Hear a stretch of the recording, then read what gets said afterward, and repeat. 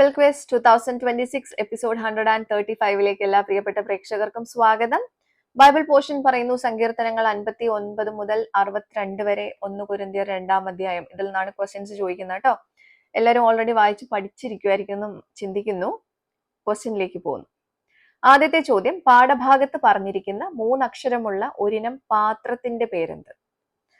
Question repeat ചെയ്യുന്നു. പാഠഭാഗത്ത് പറഞ്ഞിരിക്കുന്ന 3 അക്ഷരമുള്ള ഒരിനം പാത്രത്തിന്റെ പേരെന്ത്?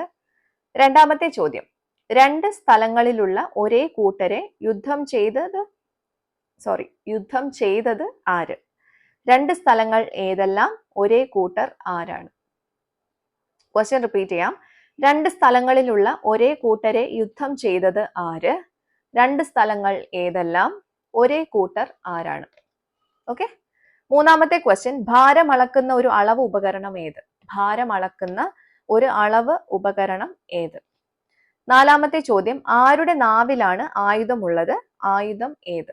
ആരുടെ നാവിലാണ് ആയുധമുള്ളത്? ആയുധം ഏത്?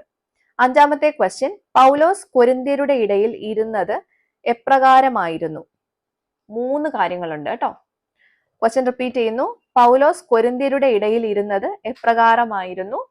ഇതിൽ 3 കാര്യങ്ങളാണ് ഉത്തരമായിട്ട് എഴുതേണ്ടത്. അപ്പോൾ ഇതാണ് 5 ക്വസ്റ്റ്യൻസ്. എല്ലാവർക്കും ഇപ്പോഴേ ഉത്തരം മനസ്സിൽ വന്നിട്ടുണ്ടാവുമെന്ന് കരുതുന്നു. അപ്പൊ നിങ്ങൾ ചെയ്യേണ്ടത് താഴെ കാണുന്ന വാട്സപ്പ് നമ്പറിലേക്ക് നിങ്ങളുടെ ഉത്തരം വിത്ത് റെഫറൻസ് അയച്ചോളൂ. ഇതിന്റെ ശരിയായിട്ടുള്ള ഉത്തരം നാളെ രാവിലെ റിവീൽ ചെയ്യുന്നതായിരിക്കും. അപ്പോൾ ശരി ഉത്തരങ്ങളുമായിട്ട് നമുക്ക് നാളെ മറ്റൊരു വീഡിയോയിലൂടെ വീണ്ടും കാണാം. Till then it's me Angel signing off. Bye and take care.